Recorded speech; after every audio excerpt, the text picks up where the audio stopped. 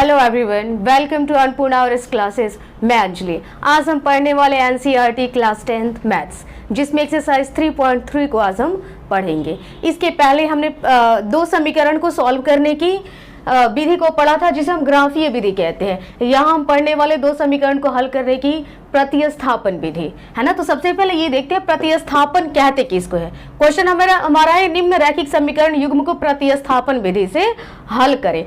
प्रतिस्थापन मतलब एक का मान दूसरे में स्थापित करना, इसी को हम क्या करते हैं, प्रतिस्थापन कहते हैं। इसके लिए हमें दो समीकरण दिया हुआ है।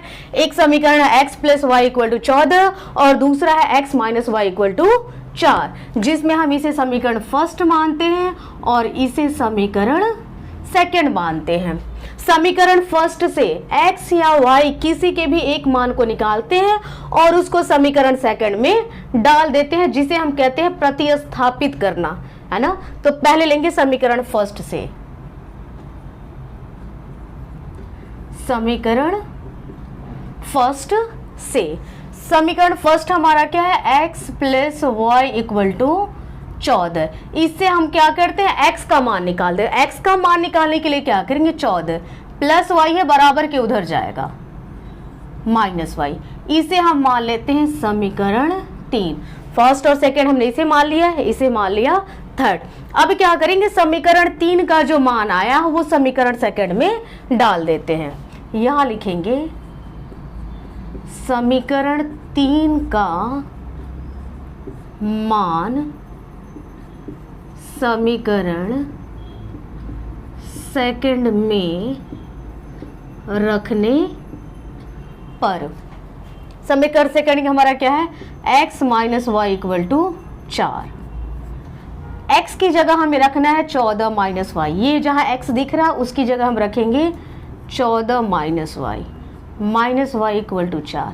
एक चीज यहां हम ध्यान देंगे, जो समीकरण 3 होगा उसका मान सेकंड में रखेंगे, फर्स्ट में नहीं रखेंगे, है ना। ये ध्यान रखिए, अगर समीकरण फर्स्ट से हमने मान निकाला है तो उसे सेकंड में रखेंगे, और यदि हम समीकरण सेकंड से निकालते हैं तो उसे समीकरण फर्स्ट में रखेंगे। यहाँ हमने समीकरण फर्स्ट से x का मान निकाला है, जिसे हम समीकरण सेकंड में रख रहे हैं। तो जब समीकरण सेकंड में रखेंगे तो हमें यहाँ y का मान मिल जाएगा। y वाले को a को रखते हैं और बिना y वाले को a को रखेंगे, तो +14 बराबर के उधर जाएगा तो -14। यहाँ दोनों के आगे माइनस है, जब दोनों के आगे माइनस है तो माइनस का चिन्ह देके दोनों को जोड़ देंगे। तो इसके आगे कुछ नहीं है तो 1 है, इसके आगे कुछ नहीं है तो 1 है। 1 और 1 जोड़ेंगे तो 2y। 4 से 14 घटाना है, 4 से 14 नहीं जाएगा, माइनस का साइन देंगे, 14 से 4 घटा देंगे तो 14 से 4 जाता है 10। इस माइनस से ये माइनस कट जाता है, y यहाँ हमारा आएगा y का मान। y कितना हो जाता है, 2 गुणा में है बराबर के इधर आएगा भाग में 10। y हो जाता है 10, 2 आएगा भाग में, 2 से 10 कट जाता है 5। y कितना आ गया, 5। अब हम क्या करेंगे, y का मान सीधे समीकरण थर्ड में रख देंगे। एक चीज ध्यान देंगे, y का मान फर्स्ट में रखेंगे, सेकंड में रखेंगे या थर्ड, किसी में रखेंगे y का मान आ जाता है। यहां रख देंगे, हमें आसानी होगी क्योंकि x का मान यहां सीधे आ जाएगा। y का मान समीकरण 3 में रखने पर, समीकरण 3 में रखते हैं तो x = कितना हो जाता है, 14 - y। तो ये हो जाएगा 14 - y की जगह में कितना रखना है, 5। तो 14 में से 5 जाता है 9, है ना। तो हमारा जो मान आता है ना उस जगह इकट्ठे हम करके लिख देते हैं। तो x कितना आया है, 9 आया है, और y आया है 5। ये दोनों हमारा आंसर हो जाता है। ये हमारा समीकरण का क्या हो जाता है, हल हो जाता है। इसे हम प्रतिस्थापन विधि कहते हैं, एक से मान निकालना और दूसरे में डालना। तो ये हमारा क्वेश्चन नंबर फर्स्ट का फर्स्ट था। अब आते हैं सेकंड पे। आसान विधि है, ये दूसरी विधि हम पढ़ रहे हैं। पहली विधि हमने ग्राफीय विधि पढ़ लिया है, दो समीकरणों को हल करने की। यह है ग्राफीय विधि, सॉरी प्रतिस्थापन विधि है। Second number, s minus T equal to 3। दूसरा समीकरण है s बट्टा 3 प्लस टी बट्टा 2 इक्वल टू 6। ये हो गया समीकरण फर्स्ट, ये हो गया समीकरण सेकंड।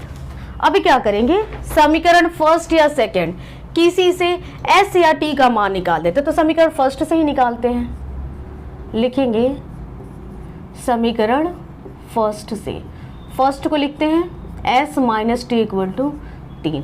तो s का मान निकाल देते हैं 3 माइनस टी बराबर के उधर जाएगा प्लस टी। ये हो जाता है इक्वेशन थर्ड। अब हम क्या करेंगे, थर्ड का मान किसी में भी रखेंगे अपनी मर्जी, मन करे तो सेकंड में रखेंगे, मन करे तो नहीं। आप थर्ड का मान सेकंड में ही रखेंगे, फर्स्ट में नहीं रख सकते, क्योंकि हमने फर्स्ट से मान निकाल लिया है ना, तो इसे हम सेकंड में ही रखेंगे, थर्ड में नहीं रखेंगे। यहां लिखेंगे समीकरण 3 का मान समीकरण 2 में रखने पर। अब समीकरण 2 को यहां लिखते हैं। समीकरण 2 क्या है, s बट्टा 3 प्लस टी बट्टा 2 इक्वल टू 6। s की जगह हमें क्या लिखना है, s की जगह हमें लिखना है 3 प्लस टी, 3 प्लस टी बट्टा 3 प्लस टी बट्टा 2 इक्वल टू 6। अब हम इसे क्या करेंगे, एलसीएम लेके सॉल्व करेंगे। यहाँ क्या आ जाता है 3 और 2, तो 3 और 2 का यदि हम लसा लेते हैं तो 3 और 2 का लसा कितना हो जाता है, 6 हो जाता है ना। भिन्न का जोड़ कहते हैं इसको, भिन्न के जोड़ के नियम से इसे बनाएंगे। 3 और 2 का लसा हो जाता है 6।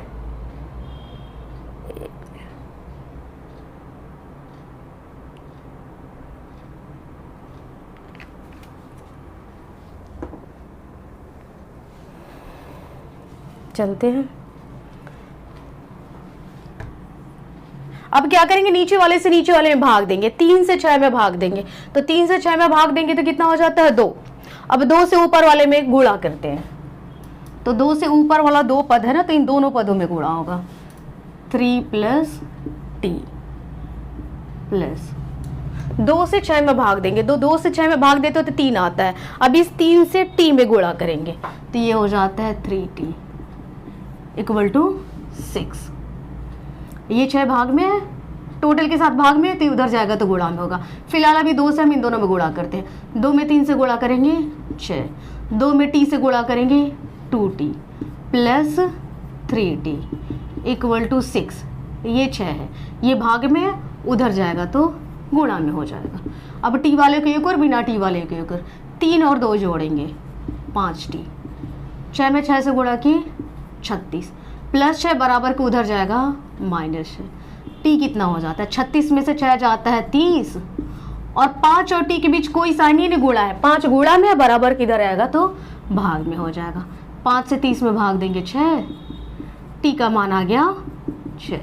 अब इस टी का मान क्या करेंगे, समीकरण थर्ड में डाल देंगे तो हमारा एस का मान आ जाएगा। यहां लिखेंगे टी का मान समीकरण 3 में रखने पर। समीकरण 3 हमारा है s equal to 3 plus T, तो s इक्वल टू हो जाता है 3 प्लस टी, टी की जगह हमने लिखा 6, तो s इक्वल टू कितना हो जाता है 9। दोनों आंसर को एक जगह लिख देते हैं, s इक्वल टू 9 और t इक्वल टू टी हमारा आया था 6। एक चीज़,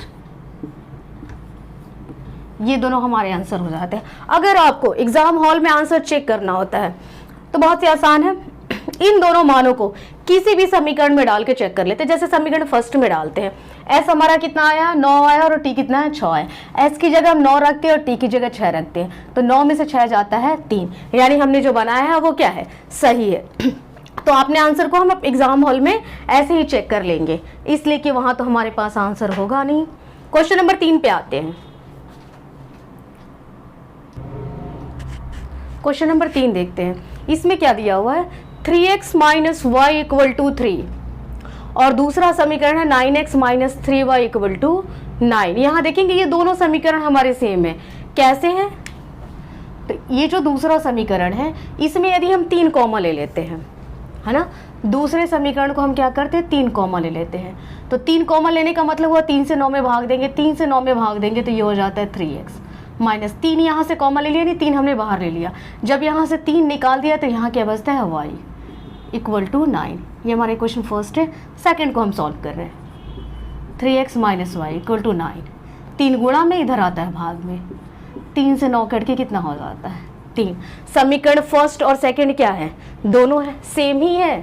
तो यहाँ लिखेंगे समीकरण फर्स्ट और समीकरण सेकंड एक ही है ना। ये दोनों समीकरण क्या है? एक ही है। इसी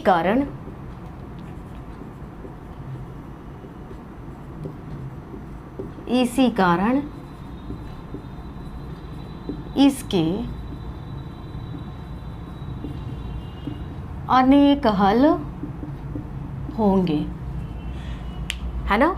यदि दोनों समीकरण सेम हो तो इसके क्या हो जाते हैं? अनेक हल हो जाते हैं, क्योंकि जो हल इसका होगा वही हल इसका भी होगा।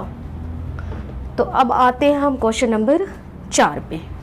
4 दशमलव में दिया हुआ है।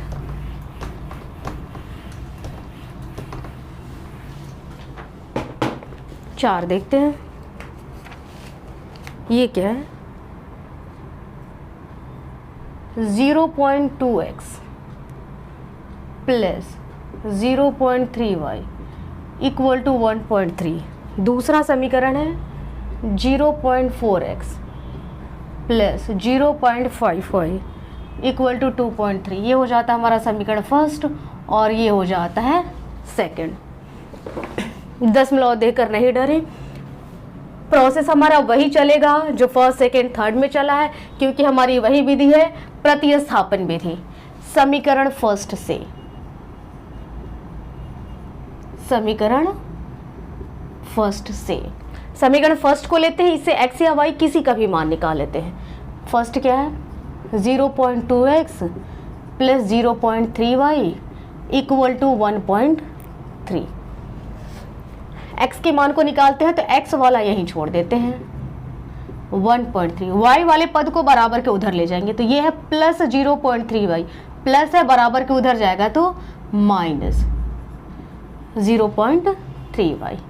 x का मान निकालना है, x को अकेला छोड़ेंगे। x के साथ देख रहे हैं 0.2 गुणा में है तो बराबर के उधर जाएगा तो भाग में हो जाएगा 1.3 माइनस 0.3y बट्टा में 0.2। ये हो जाता है समीकरण 3।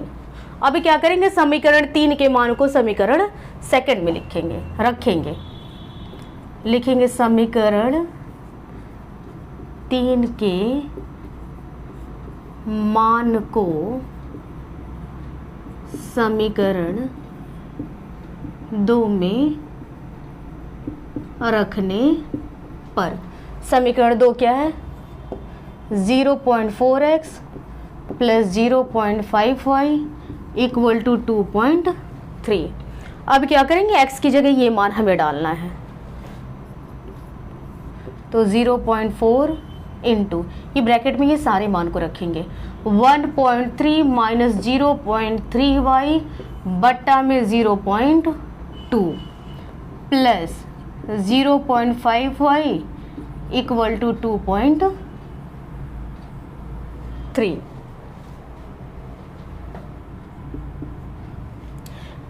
जीरो 0.4 से, है ना, इन दोनों समीकरण में गुणा कर देते हैं, या फिर इस 0.2 से 0.4 को कटा देते हैं। तो ये कटाना हमारे लिए आसान है। तो कटाने के लिए सबसे पहले क्या करते हैं ना, इसको बट्टे में कर देते हैं। ये हो जाता है 4/10 इंटू 1.3 माइनस 0.3y बट्टा 2। 0.2 है ना तो इसे कर देते हैं 2/10 प्लस 0.5y इक्वल टू 2.3। यहाँ देखेंगे 4/10 into 1.3 minus 0.3y into main बट्टा इसके नीचे 2/10 है, इसे पलट देते हैं तो ये हो जाता है 10/2 गुणा में प्लस 0.5y इक्वल टू 2.3। इस 10 से 10 कट जाएगा और 2 से 4 2 बार में कट जाएगा। अब ब्रैकेट के आगे जो 2 है ना, इस 2 से दोनों पदों में गुणा करेंगे तो 1.3 में 2 से गुणा करेंगे तो ये 2.6 माइनस 0.3 में 2 से गुणा किए 6y plus 0.5y equal to 2.3। अब y वाले को एक और हल करेंगे, बिना y वाले को एक और हल करेंगे, ये प्लस में ये माइनस में, प्लस वाले को पहले लिख देते हैं 0.5y minus 0.6y equal to 2.3 plus 2.6 है, इसके आगे कोई सा नहीं प्लस है तो प्लस है बराबर के उधर जाएगा तो ये हो जाता है माइनस 2.6। 0.5 में से 0.6 को माइनस करना है, y जैसे है वैसे ही रहेगा। कम में से अधिक को माइनस करें, माइनस कर देंगे। अब 6 में से 5 घटाएंगे, 6 से 5 जाता है 1, 0 से 0 गया 0, 0.2 से 0.6 को माइनस कर रहे हैं। कम से अधिक को माइनस करें, माइनस का साइन देंगे, अधिक वाले में से कम वाले को घटा देते हैं तो 6 से 3 जाता है 3, 0.2 से 2 गया 0, माइनस से माइनस कट जाता है, y बराबर हो जाता है 0.3 बट्टा में 0.1। ये दशमलव से दशमलव कट जाता है, यहाँ पे एक अंक बाद दशमलव है, यहाँ भी एक अंक बाद दशमलव है तो ये दशमलव से दशमलव कट जाता है। या फिर दूसरे प्रोसेस से आप बनाना चाहें तो इस दशमलव को हटा देते हैं, दशमलव को 1 ले लेते हैं, इसके बाद एक अंक है तो 1 0 गुणा 1, दशमलव को 1 ले लिए, इसके बाद एक अंक है तो 1 0, इससे ये कट जाता है। y कितना हो जाता है 3। अब हम क्या करेंगे, y के मान को समीकरण 3 में रख देंगे। लास्ट में हमें चेक भी करना होगा तो दोनों मान को इस समीकरण में रख देंगे तो हमारा चेक भी हो जाता है, जिसे मैंने इसके पहले वाले क्वेश्चन में बता दिया था। अब हम क्या लिखेंगे, y का मान समीकरण 3 में रखने पर, 3 रख रहे हैं तो 3 क्या है, x equal to 1.3 minus 0.3y बट्टा 0.2।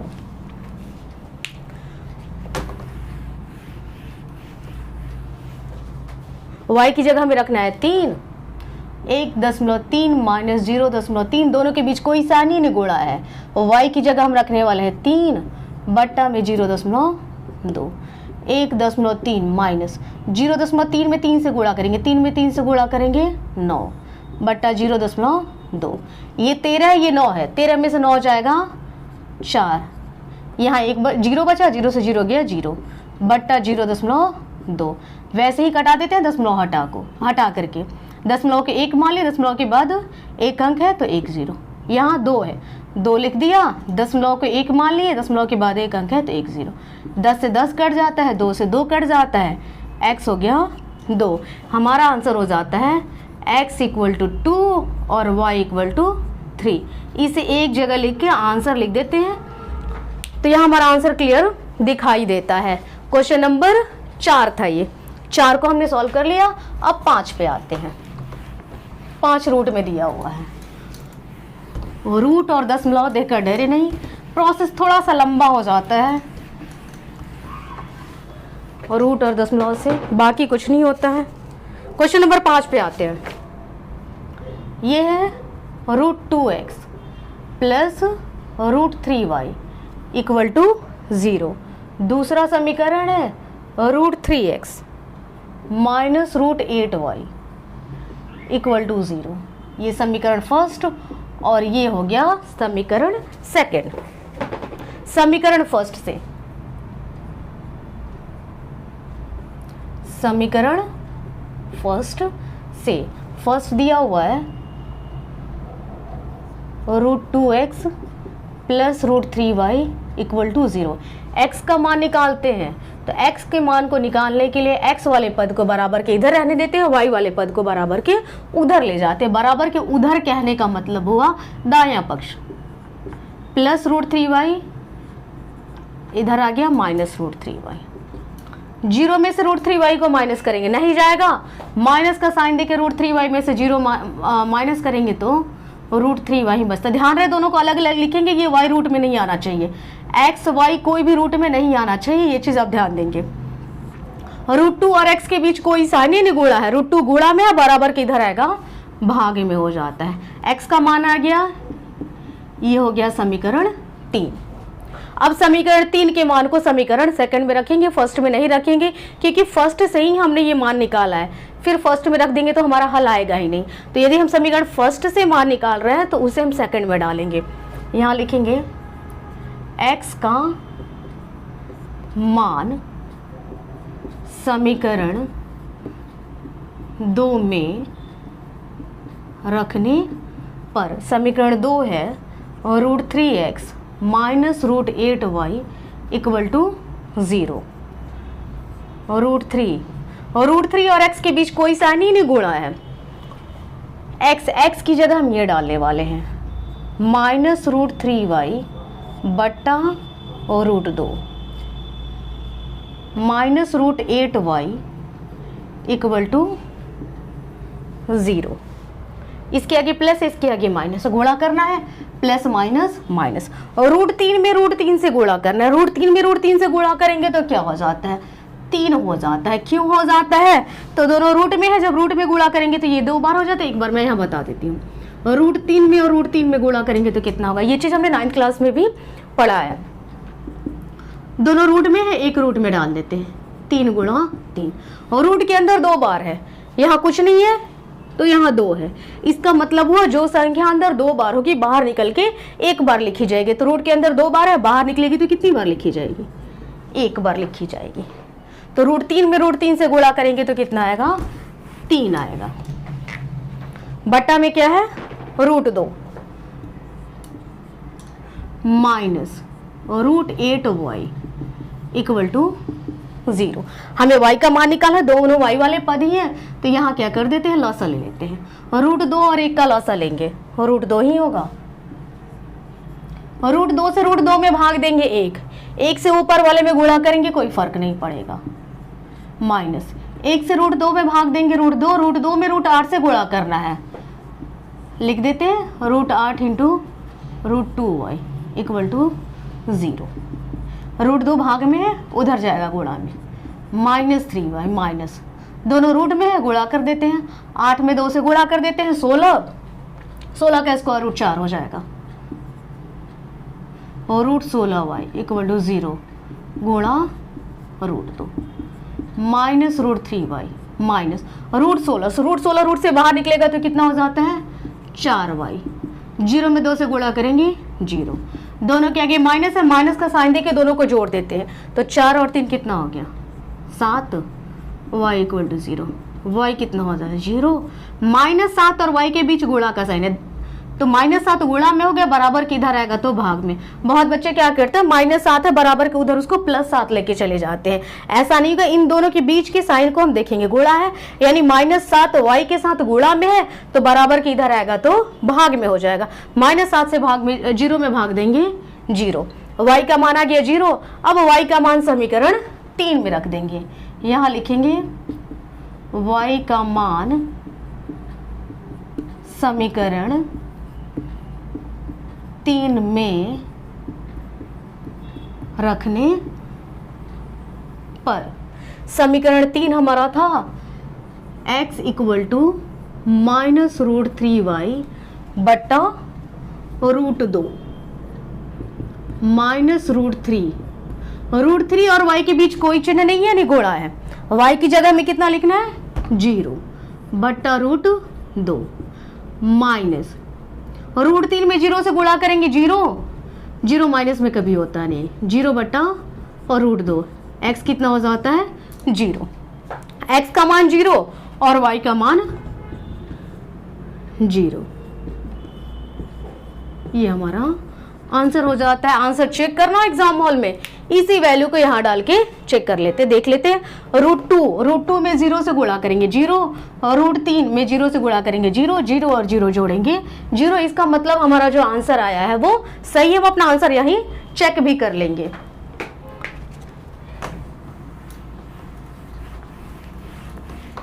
आगे आते हैं अगली क्वेश्चन पे। ध्यान रहे, आराम से इसे हल करें। बहुत आसान सी विधि है। क्वेश्चन नंबर 6, ये बट्टा में दिया हुआ है 3x बट्टा 2 -5y बट्टा 3 इक्वल टू -2। दूसरा समीकरण है x बट्टा 3 प्लस y बट्टा 2 इक्वल टू 13 बट्टा 6। बट्टा रूट दशमलव देकर डरे नहीं, आसानी से पैसन से इसे हल करें, आराम से हल होगा। प्रोसेस वही हमारा है, पहले समीकरण से x का मान निकालना है, दूसरे समीकरण में डालना है। यहां लिखेंगे समीकरण फर्स्ट से, समीकरण फर्स्ट से फर्स्ट लिखते हैं 3x बट्टा 2 -5y बट्टा 3 इक्वल टू -2। लसा ले लेते हैं, 3 और 2 का लसा लेंगे तो 3 2 का लसा हो जाता है 6। 2 से 6 में भाग देंगे 3 में 3 से गुणा करेंगे 9x। 3 से 6 में भाग देंगे 2 में 5 से गुणा करेंगे 10y इक्वल टू -2। 6 भाग में उधर जाएगा गुणा में 9x - 10y इक्वल टू -2 गुणा 6। x का मान निकालना है तो y वाले पद को उधर भेजेंगे, -6 में 2 से गुणा के 12 -10y बराबर के उधर जाता है +10y। x का मान आ जाता है -12 + 10y बट्टा दोनों के बीच गुणा है, 9 गुणा में इधर आएगा तो भाग में। समीकरण 3। अब हम करेंगे समीकरण 3 के मान को मन करे नहीं, सेकंड में ही डाला है क्योंकि फर्स्ट से हमने मान निकाला है। समीकरण 3 के मान को समीकरण 2 में रखेंगे। यहां लिखेंगे समीकरण 3 का मान समीकरण 2 में रखने पर 2 क्या है, x बट्टा 3 प्लस y बट्टा 2 बराबर 13 बट्टा 6। x की जगह हमें रखना है -12 प्लस 10y बट्टा 9, और बट्टा में पहले से हमारे पास क्या है 3 है तो 3 ये गुणा में आ जाता है, प्लस y बट्टा 2 बराबर 13 बट्टा 6। 9 में 3 से गुणा कर देते हैं, ये ऐसे ही रह जाएगा -12 प्लस 10y बटा 9 में 3 से गुणा किए 27 प्लस y बटा 2 बराबर 13 बटा 6। लसा ले लेते हैं, 27 और 2 का लसा लेंगे, लसा तो निकलेगा नहीं तो दोनों को क्या कर देते हैं हम गुणा कर देते हैं। तो 27 में 2 से गुणा करेंगे हो जाता 54। 27 से 54 में भाग देंगे 2 से हमें ऊपर वाले दोनों के पदों में गुणा करना है। 2 × -12 प्लस 10y। 2 से 54 में भाग देंगे 27 में y से गुणा करेंगे 27y बराबर 13 बटा 6। 2 से दोनों में गुणा करेंगे प्लस माइनस, 12 में 2 से गुणा किए 24 प्लस 10 में 2 से गुणा किए 20y प्लस 27y बराबर 13 बट्टा 6। 54 भाग में है उधर जाएगा गुणा में, 6 से 54 में भाग देंगे 9 -24। 27 में 20 जोड़ देते हैं, ये हो जाता है 47y। 13 में 9 से गुणा करेंगे 117, 47y, y वाले को इधर ही रखा 117 -27 बराबर को उधर जाएगा +27। अब हम क्या करेंगे 117 में 27 को जोड़ देंगे,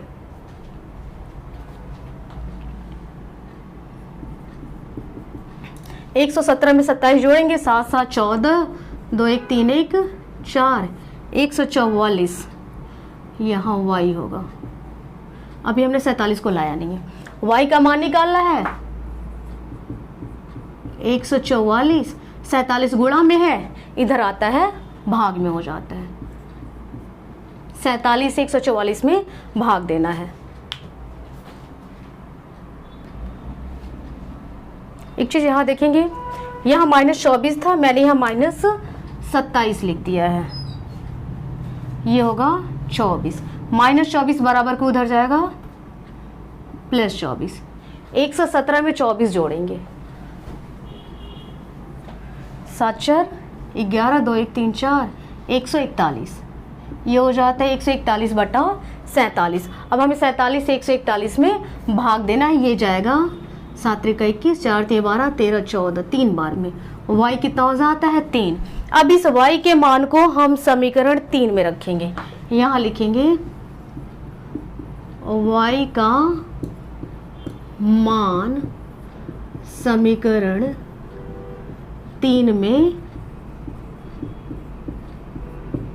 रखने पर, समीकरण 3 हमारे पास है x equal to -12 plus 10y बटा 9, -12 प्लस 10 y की जगह हम रखेंगे 3, दोनों के बीच कोई सा नहीं, गुणा y की जगह 3 बटा 9, -12, 10 में 3 से गुणा करेंगे 27 बटा 9, 27 से 12 में 27 में 10 में 3 देखेंगे, यहाँ 27 नहीं होगा, 10 में 3 से गुणा करेंगे 30, 30 से 12 को माइनस करेंगे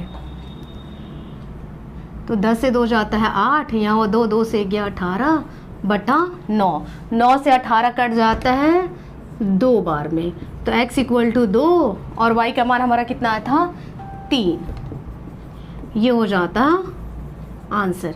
इसे चेक करना है, समीकरण में डाल के चेक कर लेंगे। क्वेश्चन नंबर 2, ये हमारा मेन क्वेश्चन होगा, इसे हल कर लेते हैं। पहला क्वेश्चन प्रतिस्थापन विधि हमने पढ़ लिया। अब इस एक्सरसाइज में जितने भी क्वेश्चन होंगे उन सारे क्वेश्चन को हम प्रतिस्थापन विधि से ही हल करेंगे, क्योंकि आने वाली विधि अभी हमने पढ़ा नहीं है ना। तो क्वेश्चन नंबर 2 को हम नेक्स्ट वीडियो में सॉल्व कर लेते हैं। आज की वीडियो आपको कैसी लगी कमेंट्स करके जरूर बताएं, अच्छी लगी लाइक सब्सक्राइब शेयर कर दें। Thank you.